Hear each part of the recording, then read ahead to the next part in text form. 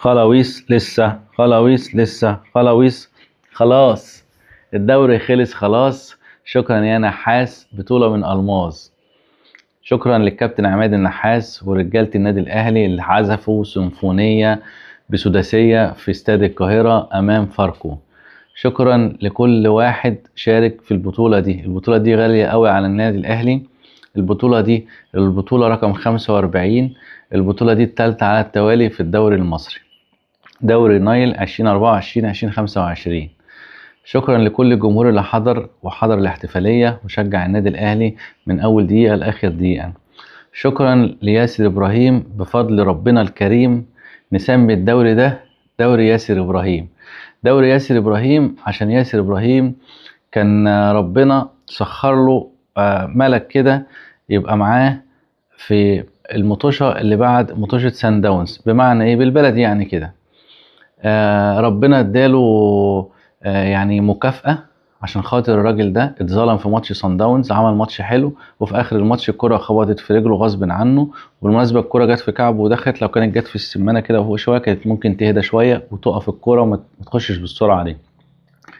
فياسر ابراهيم اتحمل مسؤولية الخروج من سان داونز وهو ملوش ذنب، فربنا كافئه بايه؟ بان هو يطلع كرة من على الخط من ماتش بتروجيت بدماغه. يطلع كرة من على الخط برجليه، الكرة خلاص رايحة، يطلع كرة من على الخط كده برجليه. في ماتش سيراميكا غطى الشناوي وقف على الخط وطلع الكرة ببطن رجله.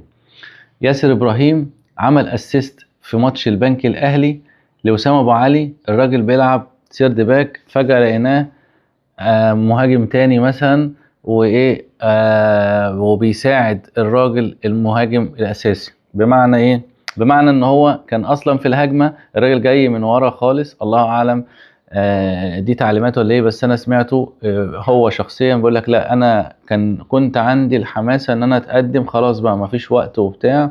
فاول ما الكرة اتلعبت وراحت ناحية محمد قفشة لعبها مروان عمل الاوفرلاب. بيقول وانا طالع في فوق كده قلت له اتحرك يا وسام وهي الكرة جاية، فالراجل حطها له. ياسر ابراهيم عمل لوسام الهدف، عمل اسيست ولا اروع. الجون في الدقيقة 95 وثواني اخيرة والماتش انتهى. فعشان كده جمهور الاهلي سماه دوري ياسر ابراهيم. دوري ياسر ابراهيم، دوري امام عاشور احسن لاعب في البطولة، احسن هداف البطولة. دوري وسام ابو علي اللي مساهماته كانت مع النادي الاهلي واضحة، واخرها في ماتش ربنا يكرمه في مباراة ولا اروع قدام فاركو.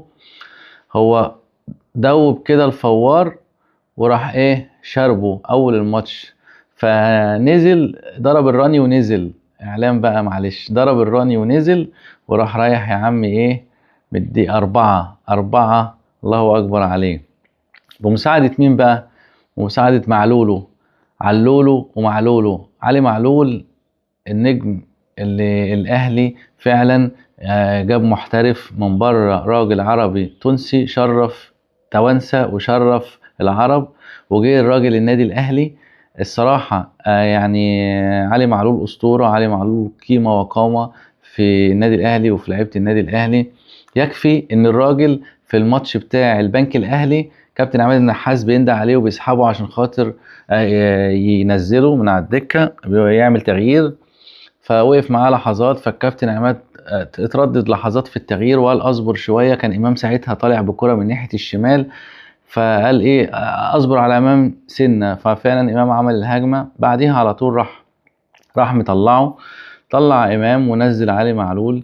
قبل ما ينزل علي معلول بلحظات بسيطة لو خدنا بالنا كلنا شفنا اللقطة دي، ان الكابتن عماد النحاس قال له ثانية واحدة يا علي او ثواني يا علي. فكابتن علي معلول وهو واقف جنبه على الخط خد بعضه وراح قعد على الدكة بكل ادب وبكل احترام. قعد بس طبعا الراجل زعلان، كلنا شفنا المنظر والموقف يعني. علي معلول بقى بأدبه وباحترافيته وبثباته الانفعالي. علي معلول يعني باحترافيته العالية قوي اتعامل مع الموقف بهدوء لانه هو راجل جنتلمان. علي معلول برنس، خرج بشياكة وهو واقف على الخط. الكابتن عماد قال له النحاس قال له ثانية واحدة، فراح معلول راح على ايه على الدكة قاعد جنب زمايله عادي الراجل بيتكلم ان هو، انا بتكلم ان علي معلول راجل من الناس اللي هي فعلا ناس محترمين، راجل محترف بمعنى الكلمة يعني. راح قعد، ما فعلش مشكلة، ما افتعلش اي حاجة مع الجماهير، ما شوحش زي اللعيبة اللي بنشوفها بتشوح وبتقلع التيشيرت وبيرميه، ولا لا. علي معلول في حتة تانية. فعلي ما شاء الله عليه، ربنا يديله الصحة يا رب. ان شاء الله يكمل في الاهلي، نفسنا يبقى موجود معانا في كأس العالم للأندية. جمهور الاهلي بيحب علي معلول الاسطوره.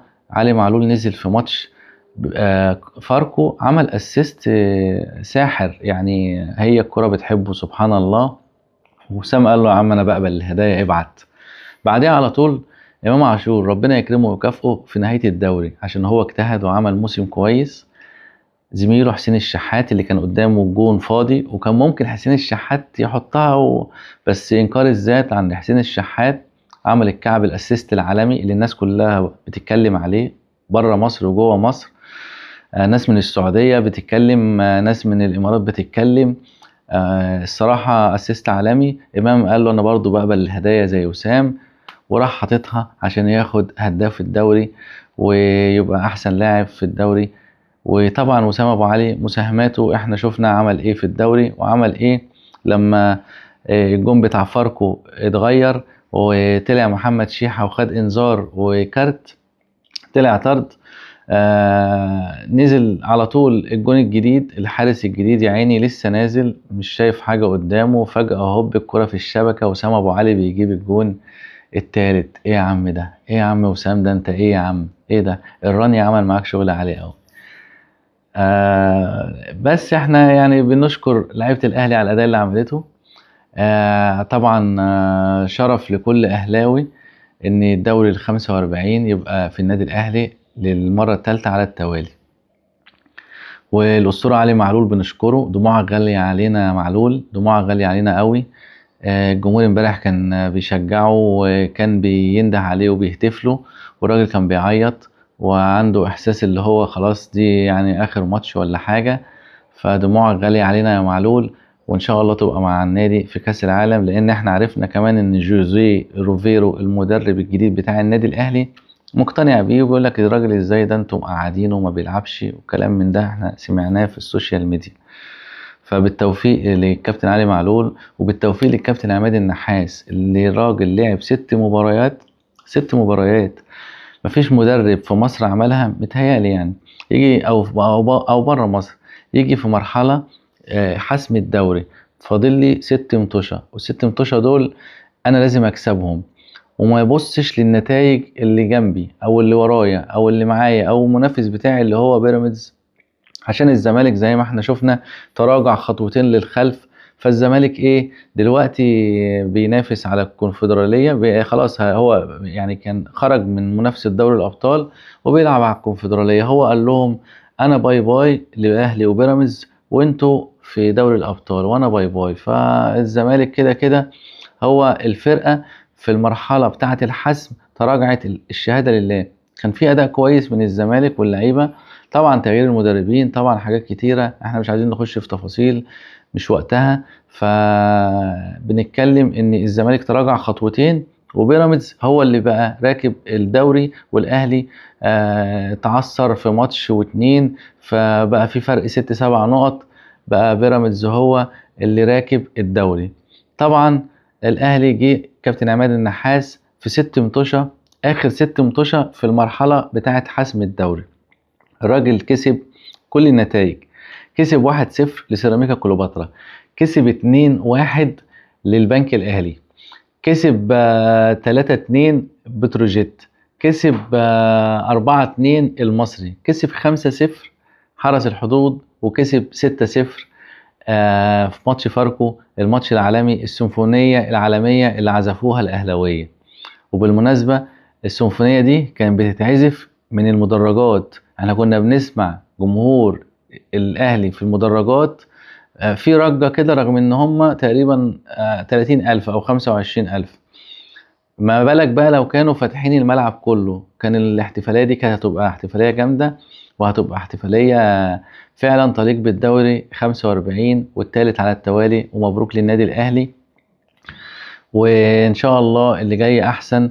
احنا عندنا كاس عالم للانديه، عندنا ماتش بتاع باتشوكا ده لازم طبعا تجهيز. المدرب الجديد هيجهز الفرقه وهيجهز التشكيل وهيجهز كمان تكتيك اللعب، وهو اكيد اتعرف خلاص على اللعيبه وعرف اسمائهم، هيبتدي بقى في الملعب يعرف مراكزهم مع التدريبات.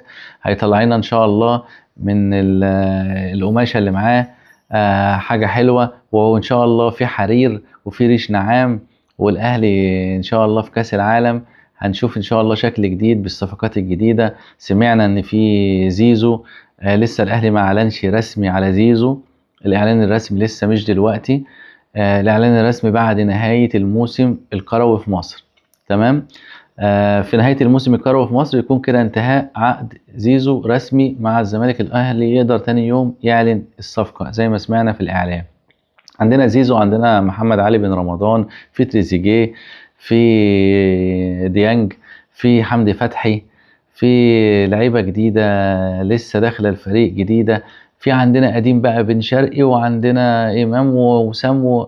الحمد لله الاهلي عنده كتيبه تقدر تسد في كاس العالم للانديه مع مدرب جديد. ان شاء الله ربنا يكرمهم ويعملوا حاجه كويسه في مرحله كاس العالم، ونشوف الاهلي بشكل كويس. ودايما الاهلي مشرف مصر ومشرف الوطن العربي في المحافل الدوليه.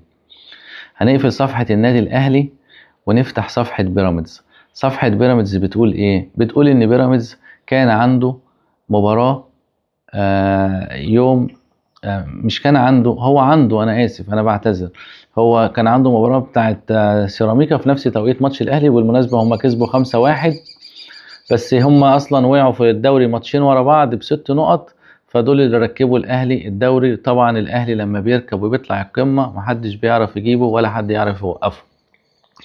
عندنا بقى في ماتش مهم جدا لبيراميدز، كل الدعم لنادي بيراميدز، كل الدعم لنادي بيراميدز في الماتش اللي جاي بتاع صن داونز في كاس افريقيا، البطوله بتاعه دوري الابطال.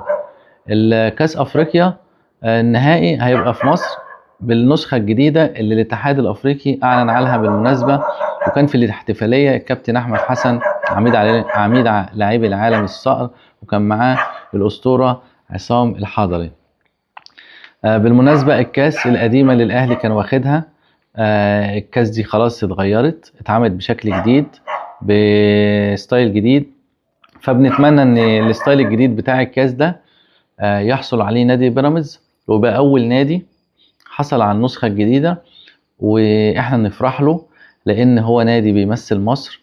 والمفروض ان هم لعيبة طالعين من مصر، واللعيبة دي يعني ولاد بلدنا، المفروض نقف جنبهم زي ما بنقف مع الاهلي، زي ما بنقف مع الزمالك، زي ما بنقف مع الاسماعيلي، زي ما وقفنا زمان مع المقاولين العرب وغيره وغيره من الانديه.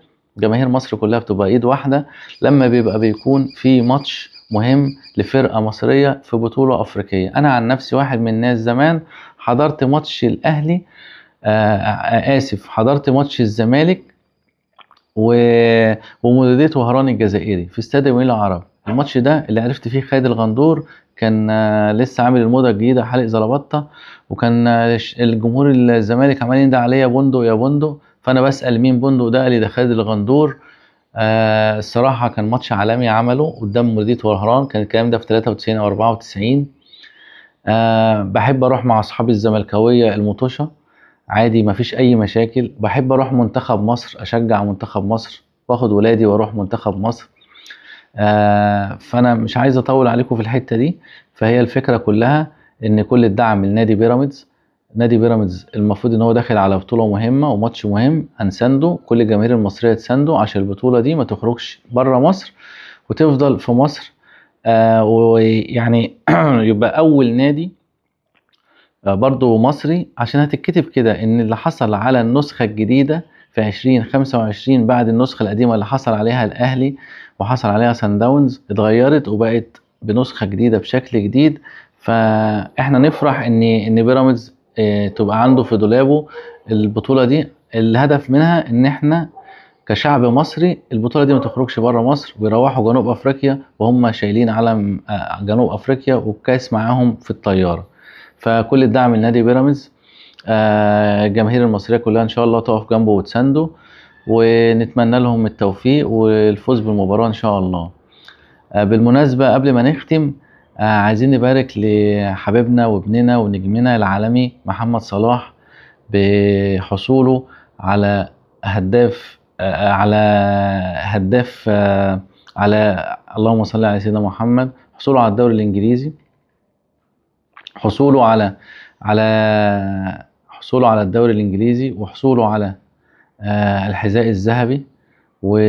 والنقاد الرياضيين اللي في انجلترا كلهم بالاجماع 90% منهم رشحوا في التصويت محمد صلاح ان هو احسن لاعب في الدوري الانجليزي. فدي حاجة تهمنا ان احنا نبارك له، الفرعون المصري اللي مشرفنا. طبعا اللي جاي ان شاء الله ورا محمد صلاح وبرضه هيشرفنا عمر مرموش، جاي بقوة بإذن الله. وإن شاء الله نشوف محترفين بره في الخارج مشرفين مصر ورافعين علم مصر في كل المحافل إن شاء الله بإذن الله.